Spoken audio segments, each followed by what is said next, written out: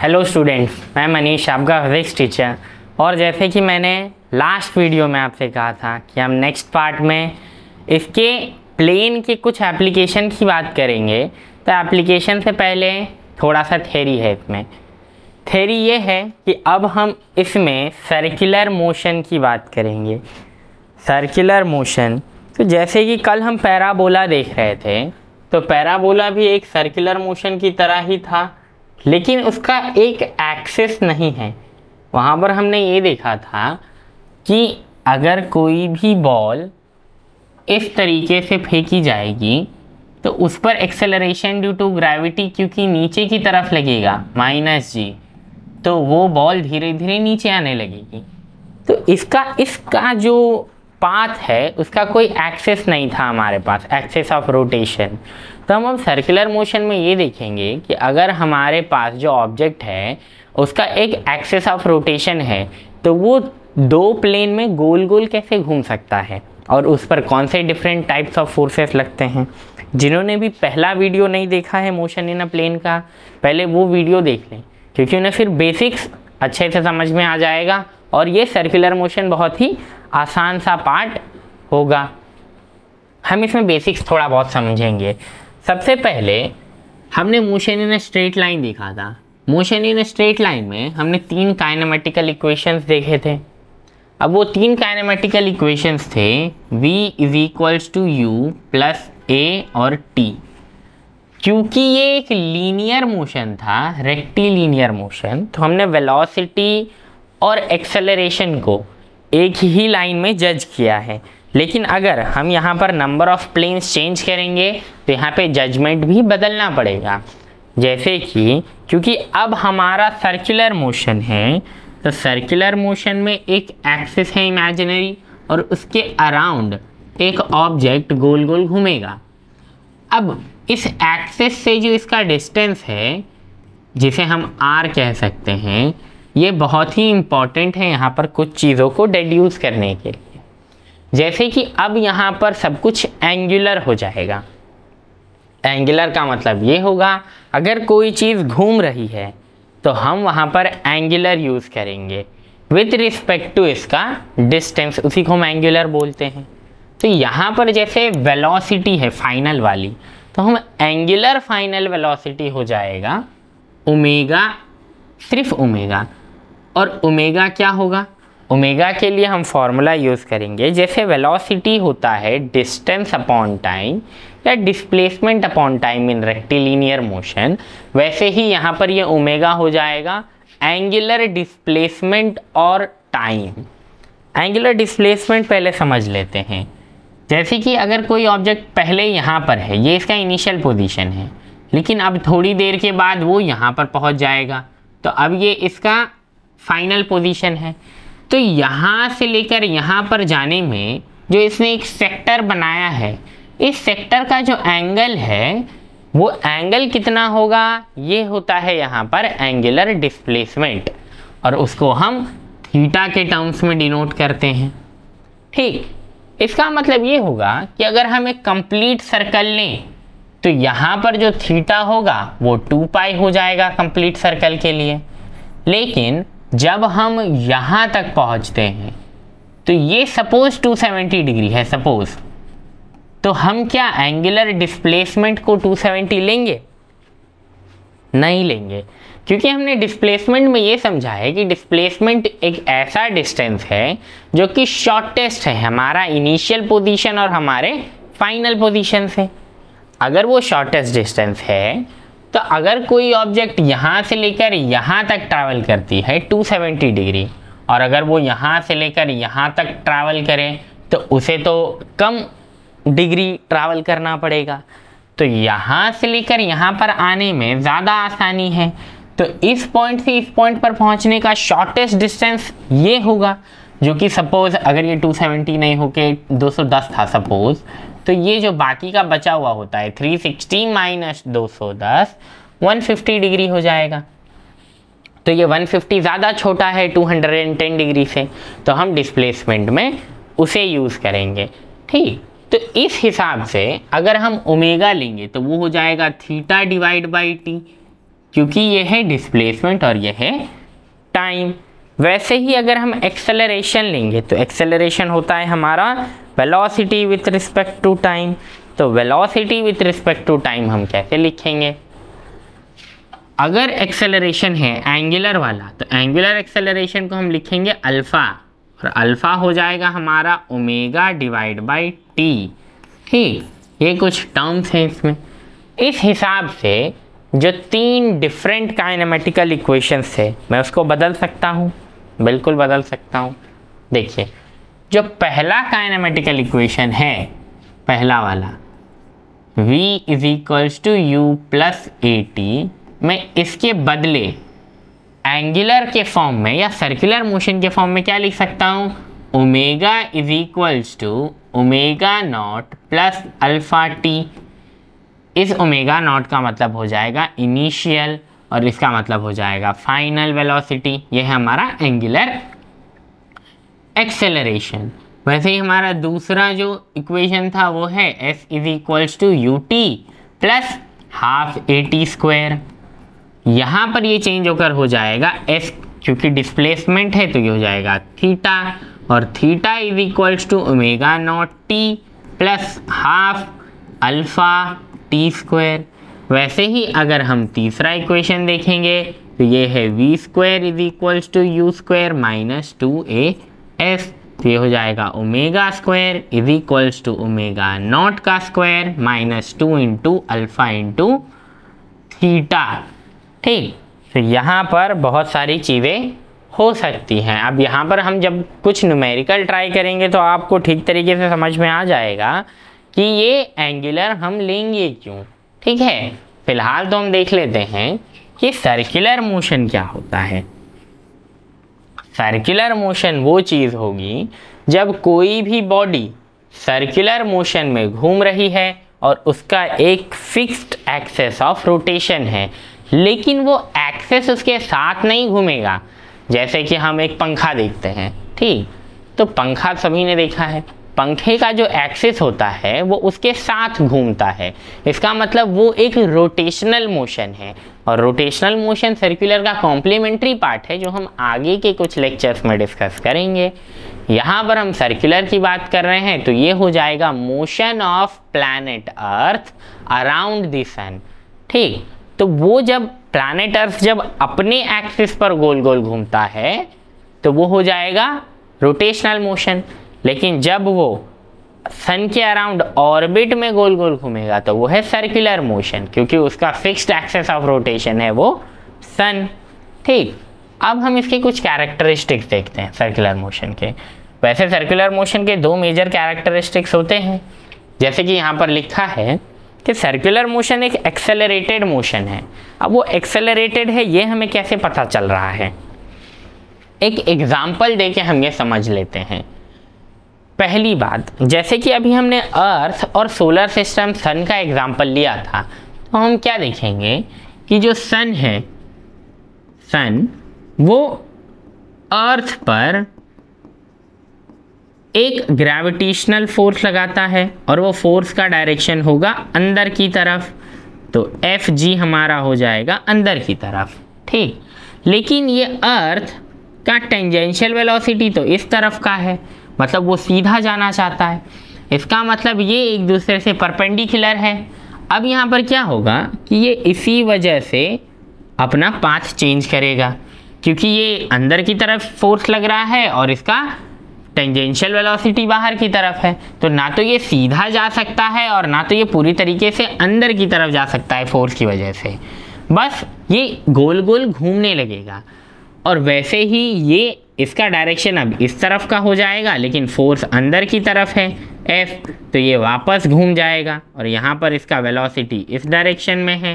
ठीक, और फोर्स अंदर की तरफ है तो ये फिर ऐसे घूम जाएगा, और वैसे यहाँ पे फिर वेलोसिटी और यहाँ पे फोर्स अंदर की तरफ तो ये फिर घूम जाएगा। इसका मतलब कि हर एक पॉइंट पर टेंजेंशियल वेलोसिटी v और उस फोर्स के बीच में 90 डिग्री का एंगल है। इसी वजह से हर एक इंस्टेंट पर, हर एक पॉइंट पर ऑब्जेक्ट अपना डायरेक्शन बदल देगा, इसी वजह से वो गोल गोल घूम रहा है। और क्योंकि ये गोल गोल घूम रहा है इसीलिए हम इसे कहते हैं कि ये एक एक्सेलरेटेड मोशन है, क्योंकि बिना एक्सेलरेशन के ये गोल गोल नहीं घूम सकता। ठीक, अब यहाँ पर क्या है कि it is periodical motion. Periodic motion का मतलब ये है, जैसे कि मैंने कहा कि फिक्स्ड एक्सिस ऑफ रोटेशन होगा सर्कुलर मोशन में, इसका मतलब उसका ऑर्बिट कभी भी नहीं बदलेगा। जिस ऑर्बिट में वो पहले घूम रहा था, जिस पाथ पर वो पहले घूम रहा था, वो पाथ हमेशा एक जैसी ही होगी। इसीलिए वो पीरियोडिक मोशन है, क्योंकि जब वो यहाँ से शुरू करता है तो घूमकर फिर यहीं आ जाएगा, फिर घूमकर यहीं आ जाएगा। तो क्योंकि बार बार वो एक ही पोजीशन, एक ही पाथ से ट्रैवल करेगा, इसीलिए वो पीरियोडिक मोशन है। यहाँ पे और दूसरी इंपॉर्टेंट चीज़ क्या हो जाती है, अब हमें ये कैसे पता चलेगा कि डायरेक्शन जो है एंगुलर वेलोसिटी का वो किस तरफ है। मैं आपको एक चीज़ बताता हूँ, जैसे कि हम राइट हैंड रूल देखेंगे, 10th में सबने पढ़ा होगा मैग्नेटिक फील्ड से रिलेटेड राइट हैंड रूल। तो अगर हम राइट हैंड रूल देखते हैं तो राइट हैंड रूल में हमारा जो थंब है, अगर हम उसे मान लें कि ये हमारा एंगुलर वेलोसिटी है, उसका डायरेक्शन शो कर रहा है, और जो हमारा कर्ल्ड फिंगर है ये हमारा डायरेक्शन ऑफ रोटेशन है। डायरेक्शन ऑफ रोटेशन का मतलब कि ये इस तरफ घूम रहा है। अब ये क्लॉकवाइज या एंटी क्लॉकवाइज हो सकता है, फिलहाल ये एंटी क्लॉकवाइज है।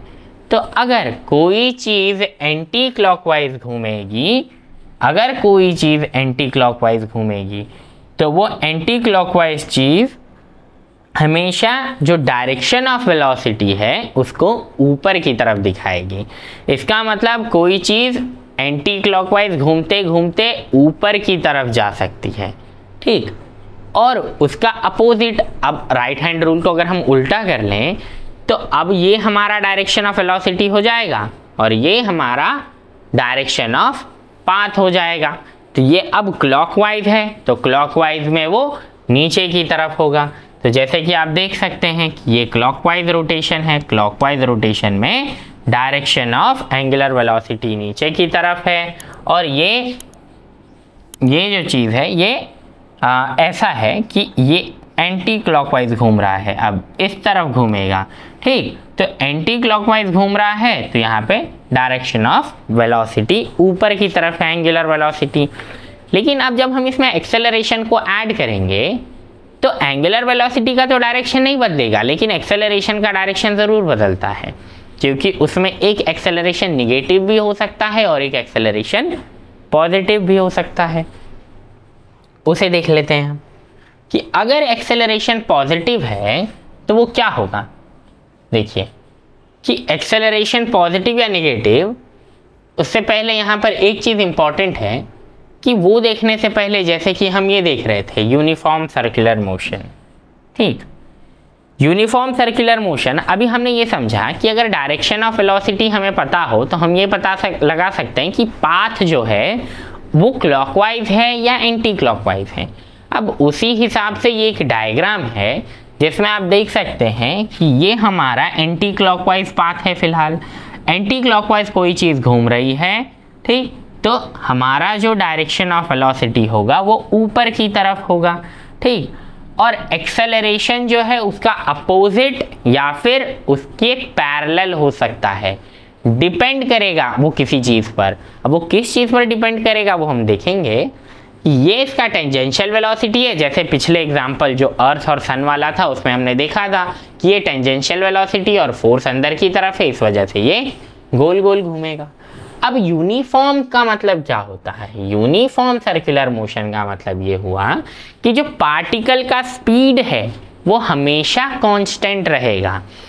पार्टिकल का स्पीड अगर कांस्टेंट है तो हमने रेक्टिलिनियर मोशन में देखा था कि अगर v हमारा कांस्टेंट होता है तो हमारा जो एक्सेलरेशन है a वो 0 हो जाएगा, क्योंकि यहाँ पे वेलोसिटी में कोई डिफरेंस ही नहीं है। ठीक, तो एक्सेलरेशन भी हमारा कांस्टेंट ही है यहाँ पर, लेकिन उसका वैल्यू 0 है कि वो 0 हमेशा रहेगा क्योंकि वेलोसिटी कांस्टेंट है।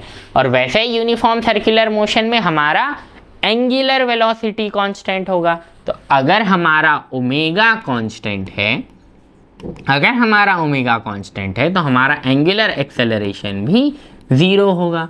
ठीक है, ये बहुत इंपॉर्टेंट है, एमसीक्यूज में पूछ लिया जाता है कि अगर एक्सेलरेशन 0 है इसका मतलब वेलोसिटी 0 होगा, तो ऐसा बिल्कुल नहीं होता। ठीक, इसका काउंटर पार्ट पॉसिबल हो सकता है वाइस वर्सा, जैसे कि अगर वेलोसिटी 0 है तो एक्सेलरेशन पक्का 0 होगा, लेकिन अगर एक्सेलरेशन 0 है तो ये ज़रूरी नहीं है कि वेलोसिटी भी 0 हो।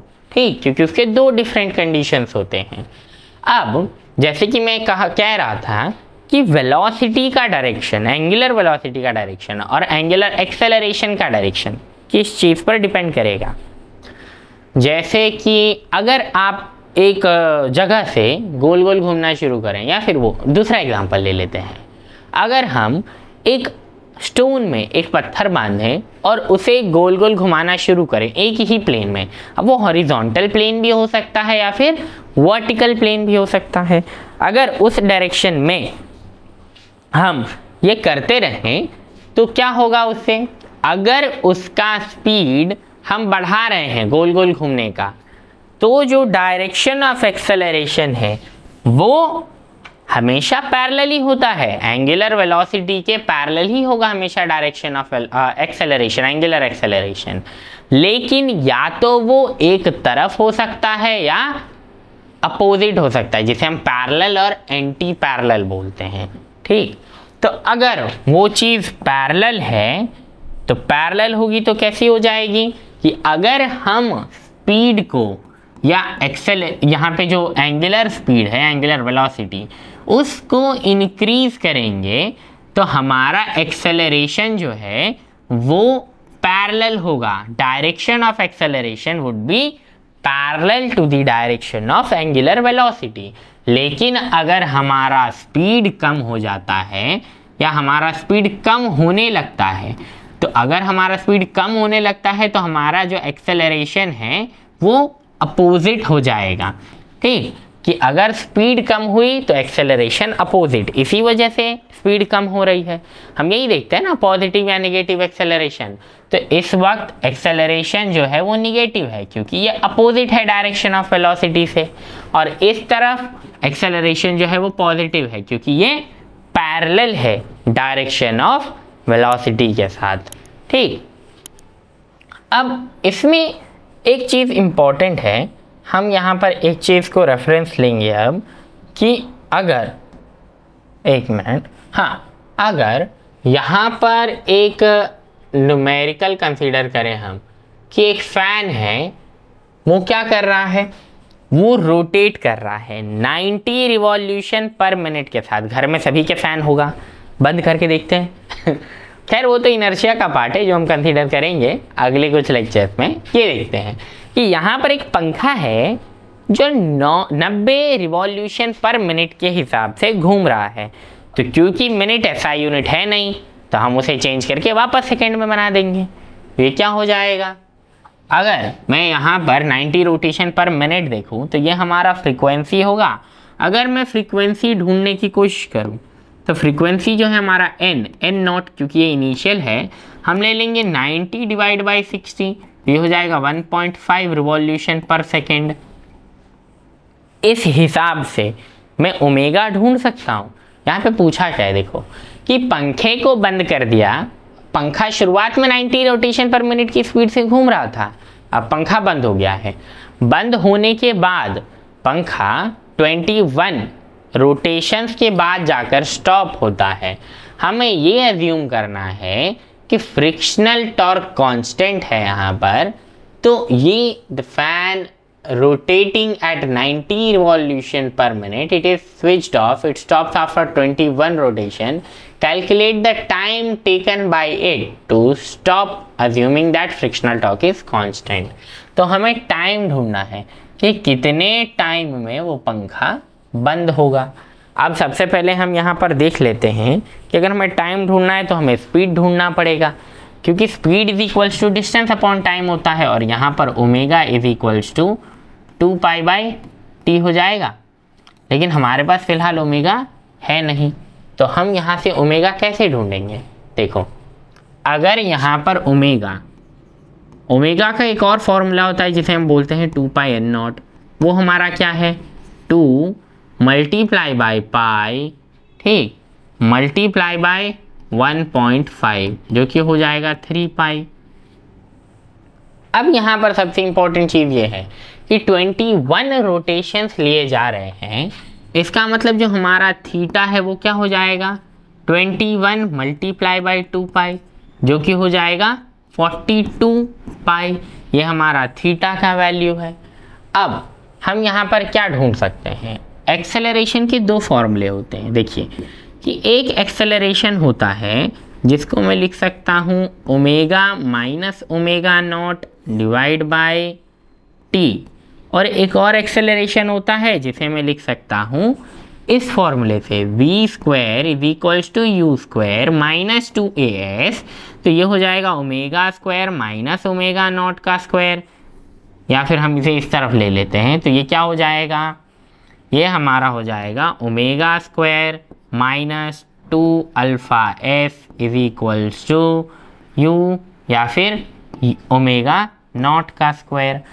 अगर मैं इसे इस तरफ लूँ और ये प्लस हो जाएगा, मैं इसे इस तरफ ले लेता हूँ, हो जाएगा 2 alpha s is equals to omega not square minus omega square. और अगर मैं यहाँ पर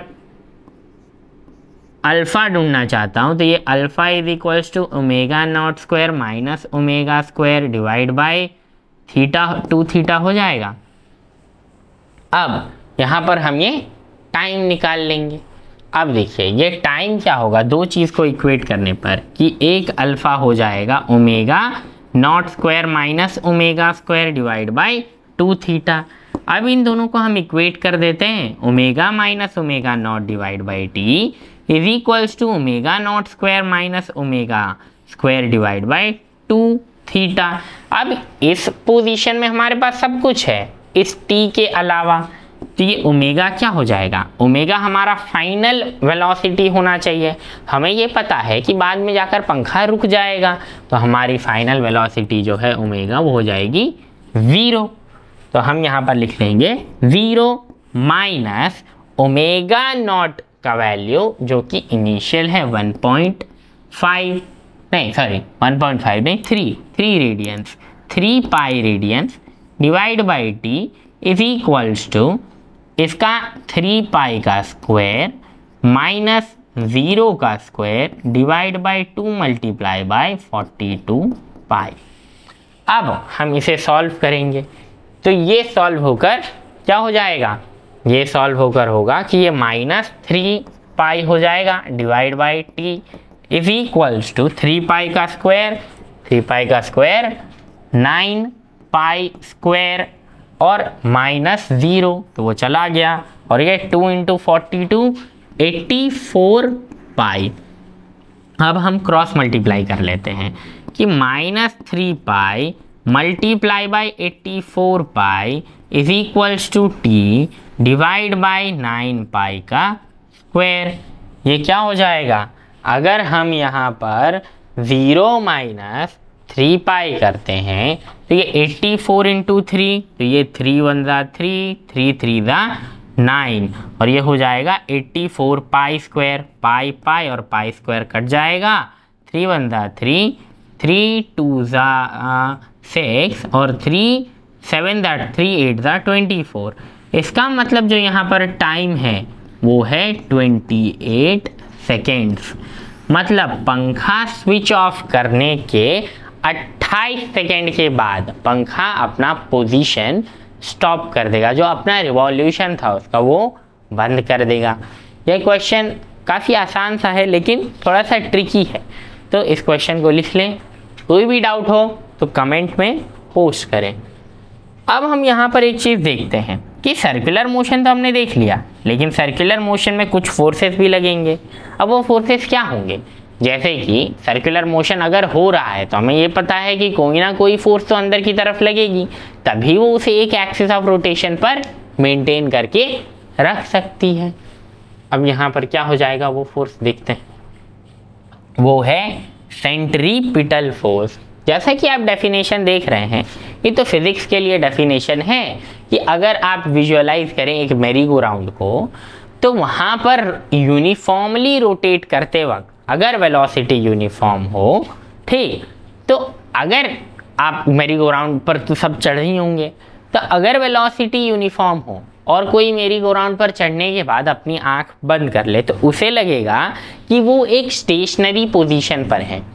ऐसा इसीलिए होता है क्योंकि वहाँ पर एक ही जैसा फोर्स अंदर की तरफ एक्ट करेगा, टुवर्ड्स दी सेंटर या towards the axis of rotation, और इसकी वजह से क्या होगा, इसकी वजह से वो गोल गोल घूम रहा है। तो यहाँ पर सेंट्रीपिटल फोर्स वो होता है जब ऑब्जेक्ट पर फोर्स टुवर्ड्स द सेंटर की तरफ लगाया जाए और सेंट्रीफ्यूगल उसका उल्टा हो जाएगा। जैसे कि फिजिक्स में एक फोर्स को मेंटेन करने के लिए हमें इक्वल एंड अपोजिट फोर्सेस चाहिए। ये आपको न्यूटन्स लॉ ऑफ मोशन में थोड़ा एक्सपांडेबल फॉर्म में समझ में आएगा। यहाँ पर फिलहाल यही बेसिक है कि अगर ये एक सर्कल है और यहाँ पर एक पार्टिकल सेंटर है और ये एक पार्टिकल है, अगर ये इस सर्कल में गोल गोल घूमना चाहता है तो एक फोर्स अंदर की तरफ और एक फोर्स बाहर की तरफ लगेगी। अंदर की तरफ जो फोर्स लगेगी उसे हम कहते हैं FCP और बाहर की तरफ जो फोर्स लगेगी उसे हम कहते हैं FCF।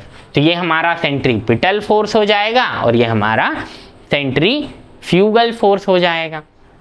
सेंट्रीपिटल फोर्स के लिए हम एग्जाम्पल ले सकते हैं कि सेंट्रीपिटल फोर्स हमारा सोलर सिस्टम जो दिखा रहा है, सोलर सिस्टम वो हमारा सेंट्रीपिटल फोर्स है, क्योंकि सोलर सिस्टम में सन हमेशा ही अर्थ या दूसरे प्लैनेट्स पर अपना फोर्स ऑफ इन्फ्लुएंस लगाता है, जो कि हमेशा सेंटर की तरफ होता है, क्योंकि सन सेंटर में है तो वो उसका सेंट्रीपिटल फोर्स हुआ, ठीक।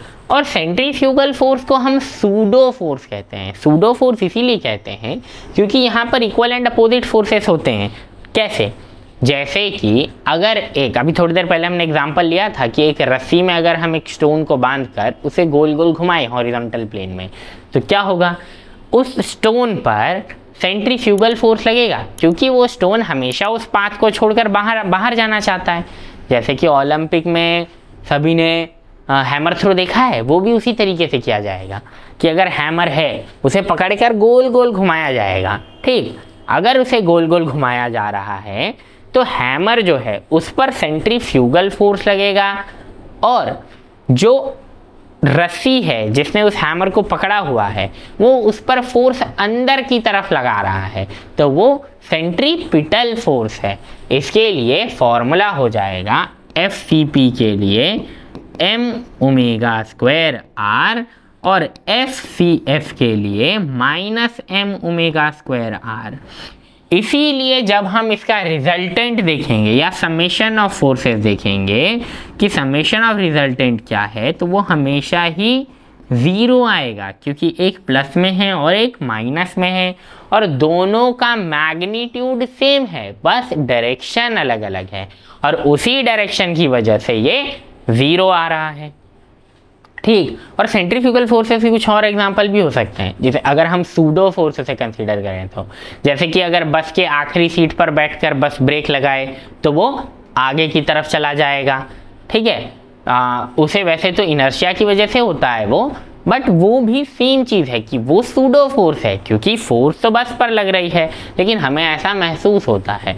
या फिर स्टॉपी मारते वक्त अगर किसी के मुंह पर चोट आ जाए क्योंकि वो गिर जाएगा, क्योंकि जो बाइकर था या जो चलाने वाला है वो हमेशा डायरेक्शन ऑफ मोशन में है और उस डायरेक्शन ऑफ मोशन को अभी बंद कर दिया है ब्रेक अप्लाई करके, तो साइकिल तो रुक जाएगी, लेकिन जो इंसान है या फिर जो भी बाइकर था वो उसी डायरेक्शन में आगे ट्रैवल करना चाहता है, इसीलिए हम स्टॉपी मार सकते हैं, क्योंकि वो आगे की तरफ जाना चाहेगा। क्योंकि अगर हम आगे वाला ब्रेक अप्लाई करते हैं तो पीछे वाले पर ब्रेक नहीं होता, अगर हम पीछे वाला अप्लाई करेंगे तो आगे वाले की ज़रूरत नहीं होगी, ठीक। अब यहाँ पर वैसे ही सेंट्रीपिटल और सेंट्रीफ्यूगल के लिए मैग्नीट्यूड सेम है लेकिन साइन अपोजिट होगा, क्योंकि डायरेक्शन दोनों का अपोजिट है, तो सेंट्रीफ्यूगल माइनस में और सेंट्रीपिटल प्लस में। या फिर लिफ्ट में जाते वक्त जब कोई चीज़ ऊपर की तरफ जाती है तो वो भारी लगती है, लेकिन जब वो नीचे की तरफ आएगा तो उसे लगेगा कि वो थोड़ा सा हल्का हो गया है, क्योंकि लिफ्ट का एक वेलोसिटी होता है और नीचे आते वक्त वो एक्सेलरेशन ड्यू टू ग्रेविटी का जो 9.8 मीटर पर सेकेंड का एक्सेलरेशन है उसे कम करेगा, तो नेट एक्सेलरेशन कम हो जाएगा, इसीलिए हमें लगेगा कि वो हल्का है। लेकिन ऐसा कभी होता नहीं है, हमें बस ऐसा महसूस होता है, इसीलिए वो सूडो फोर्स है, या फिर उसे हम बोलेंगे नकली फोर्स। ठीक है, तो सूडो फोर्स। ठीक, तो आई होप सबका कॉन्सेप्ट क्लियर हो गया है अब सेंट्रीपिटल और सेंट्रीफ्यूगल फोर्सेस के बारे में। तो अब सेंट्रीपिटल और सेंट्रीफ्यूगल फोर्सेस तो ये हो गए। अब इसका डेफिनेशन सेंट्रीफ्यूगल के लिए सेम हो जाएगा, जैसे कि अगर हम यहाँ पर लिखते हैं कि if the force is towards the centre तो वो सेंट्रीफ्यूगल फोर्स है, और अवे फ्रॉम द सेंटर होगा तो वो सेंट्रीफ्यूगल फोर्सेस हो जाएगा। ठीक है, तो बस डेफिनेशन वही है। और अब यहाँ पर एक न्यूमेरिकल है जो इसी रोटेशनल मोशन से रिलेटेड है, रोटेशन कह रहा हूँ सॉरी, सर्कुलर मोशन से रिलेटेड है। तो क्वेश्चन पढ़ें सब लोग। क्या बोला है कि एक चींटी है, an ant is stuck to the rim of the bicycle. एक बाईसाइकिल के पहिए में एक चींटी चिपक गई है। अब वो कैसे चिपकी होगी पता नहीं, बट चिपक गई है। और the bicycle wheel of diameter 1 metre का डायमीटर है उस बाईसाइकिल का। तो अगर हम ये साइकिल का व्हील बनाते हैं तो ये 1 मीटर का है यहाँ से लेके यहाँ तक। अब बोला है कि while the bicycle is on the central stand, जब वो रुका हुआ है, the wheel is set into rotation and it attains a frequency of 2 revolutions per second in 10 seconds with uniform angular acceleration। सबसे पहली बात, अगर एक्सेलरेशन यूनिफॉर्म है इसका मतलब एवरेज वेलोसिटी क्या होगा, 0 + 2 डिवाइड बाई 2। मैं यहाँ पर 2 क्यों ले रहा हूँ, क्योंकि यहाँ पे 2 रिवॉल्यूशन पर सेकेंड का एंगुलर एक्सेलरेशन है, तो फिलहाल हम इसे रिवॉल्यूशन के फॉर्म में ही करते हैं, रेडियंस में कन्वर्ट नहीं करते हैं। तो ये हो जाएगा 1। ठीक, तो यहाँ पर ये 1 रिवॉल्यूशन हो जाएगा, मतलब 1 रिवॉल्यूशन पर सेकेंड के हिसाब से एवरेज स्पीड है इसका। तो अगर यहाँ पे चीज़ें क्या पूछी कि number of revolution completed by the ant in 10 seconds, तो नंबर ऑफ रिवॉल्यूशन के लिए हम क्या करेंगे, नंबर ऑफ रिवॉल्यूशन हो जाएगा टोटल डिस्टेंस के हिसाब से। तो अगर मैं speed is equals to distance upon time लूँ, तो हमारे पास स्पीड है, तो अगर मैं डिस्टेंस ढूंढना चाहता हूँ तो वो स्पीड इंटू टाइम हो जाएगा। तो अगर ये थीटा है, ये कितना हो जाएगा नंबर ऑफ रिवॉल्यूशन के लिए, थीटा नहीं, हम डिस्प्लेसमेंट तो n ले लेते हैं। सपोज नंबर ऑफ रिवॉल्यूशन के लिए हम देखेंगे, ये हो जाएगा कि वेलोसिटी मल्टीप्लाई बाय टाइम, और वेलोसिटी है 10 सेकेंड का, ये है 1, तो 1 × 10 रिवॉल्यूशन, मतलब 10 सेकेंड में 10 रिवॉल्यूशन करेगा एंट। ठीक, यहाँ पे एक और चीज़ है कि दूसरी चीज़ जो है वो क्या है कि time taken by it for first complete revolution and last complete revolution. देखिए फर्स्ट तो हम निकाल सकते हैं, लेकिन लास्ट डायरेक्ट फॉर्मूला से नहीं निकलेगा, हमें ये करना पड़ेगा। अब जैसे कि हमारा दूसरा काइनेमेटिकल इक्वेशन है कि s is equals to u t plus half a t square, वैसे ही मैं यहाँ पर लिखूँ कि n is equals to omega not t plus half alpha t का स्क्वायर। तो ये क्या हो जाएगा, अगर मैं 1 सेकेंड के लिए रखूं, पहले सेकेंड के लिए, तो मुझे पता है कि 1 सेकेंड में 1 रिवॉल्यूशन का स्पीड है इसका, तो पहले सेकेंड में नंबर ऑफ रिवॉल्यूशन 1 ही हुआ होगा। तो 1 इज इक्वल्स टू हमारा वेलोसिटी जो कि हमारा यहाँ पे 1 × 10 आ जाएगा, plus half multiply by acceleration 2 और ये 10 का स्क्वायर।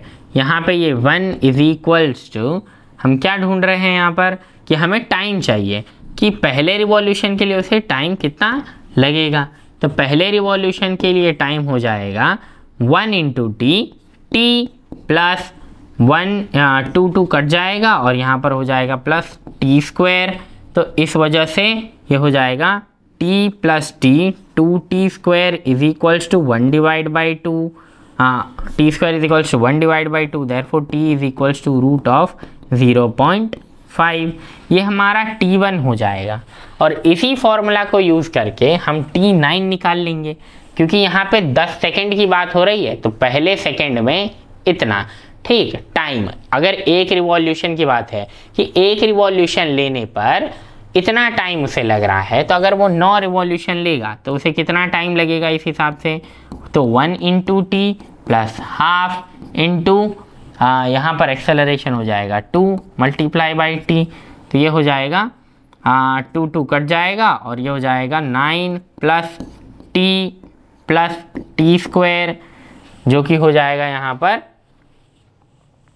अगर हम इसे एक क्वाड्रेटिक इक्वेशन के फॉर्म में सॉल्व करें तो ये t² + t - 9 इस हिसाब से हो जाएगा। और इसका वैल्यू जो है t का वो ऑलमोस्ट √10 के बराबर आएगा, ठीक। तो अगर √10 और यहाँ पे √0.5 है, तो हम अगर ये चाहते हैं कि लास्ट कंप्लीट रिवॉल्यूशन में उसे कितना समय लग रहा है, तो वो हो जाएगा हमारा t - t9, ठीक है। तो इन दोनों के बीच में अप्रॉक्सीमेटली √10 जो होता है वो 3 पॉइंट समथिंग के आसपास होता है, और 0.5 का अगर हम रूट लेते हैं तो 50 का रूट अप्रॉक्स 7 के अराउंड आएगा। तो अगर हम इसे माइनस करेंगे 0.7 के साथ, तो ये हो जाएगा यहाँ पर √10 के लिए 3.33 के आसपास सपोज। और अगर T1 हम कंसीडर करते हैं तो ये हो जाएगा हमारा √0.5। तो यहाँ पे अप्रॉक्सीमेटली इसका आंसर आएगा 3.33 माइनस 0.07 के आसपास। इसका मतलब ये अप्रॉक्सीमेटली हो जाएगा 3.26 के आसपास। मतलब अप्रॉक्सीमेटली जो आखिरी time taken by it for the first complete revolution, पहला कंप्लीट रिवॉल्यूशन के इसे 0.5 का रूट इतना टाइम लग रहा है, और लास्ट कंप्लीट रिवॉल्यूशन लेने के लिए क्योंकि वो धीरे धीरे रुक जाएगा तो उसका वेलोसिटी कम हो जाएगा धीरे धीरे रुकते वक्त, तो उसका जो टाइम टेकन फॉर रिवॉल्यूशन है वो धीरे धीरे बढ़ेगा। इसमें हम थोड़ा बहुत वेरिएशन और कर सकते हैं, जैसे कि अगर हम यहाँ पे और भी डिफरेंट चीज़ें निकाल सकते हैं कि 10 सेकेंड में वो जितनी बार रिवॉल्यूशन ले रहा है, तो 10 सेकेंड में 10 रिवॉल्यूशन ले रहा था वो, तो अब टोटल कितना डिस्प्लेसमेंट हुआ होगा उसका। तो एक रिवॉल्यूशन में जैसे 2π डिस्प्लेसमेंट होता है, तो 2π को हम 10 से मल्टीप्लाई करेंगे तो वो 20π हो जाएगा, ठीक। तो 10 रिवॉल्यूशन में 20π डिस्प्लेसमेंट हमारा हो जाएगा। उस हिसाब से भी हम इस t को निकाल सकते हैं। फिलहाल हमने यहाँ पे रिवॉल्यूशन पर सेकंड के हिसाब से निकालने की कोशिश की है। आप नॉर्मली अगर उस रिवॉल्यूशन पर सेकंड, ये जो 2 रिवॉल्यूशन पर सेकंड है, इसको फ्रीक्वेंसी मानकर नॉर्मल वेलोसिटी भी निकालेंगे तो भी आंसर ऑलमोस्ट इतना ही आएगा। तो एक बार वो भी ट्राई करें। अगर आंसर सेम नहीं आता है तो कमेंट में ज़रूर बताएं, तो हम वो भी एक बार ट्राई कर लेंगे, ठीक। तो आज के लिए ये कॉन्सेप्ट इतने ही हैं। इसके बाद हम एप्लीकेशन की बात करेंगे कि सर्कुलर मोशन में और क्या एप्लीकेशन हो सकते हैं, जैसे बैंकिंग ऑफ रोड या फिर व्हीकल ऑन हॉरिजॉन्टल रोड, ऐसी बहुत सारी चीज़ें। या फिर जैसे अभी हम एक पत्थर में रस्सी बांधकर उसे गोल गोल घुमा रहे थे हॉरिजॉन्टल वेलोसिटी में, तो हॉरिजॉन्टल एक्सेस और वर्टिकल एक्सेस में दोनों पर अलग अलग फोर्सेस लगेंगे, रस्सी पर टेंशन अलग लगेगा। तो वो सारी चीज़ें भी हम देखेंगे अगले पार्ट में। तो वीडियोस मिस ना करें। इससे पहले वाला वीडियो जिन्होंने भी नहीं देखा है पहले वो देख लें। आज के लिए इतना ही। Thank you.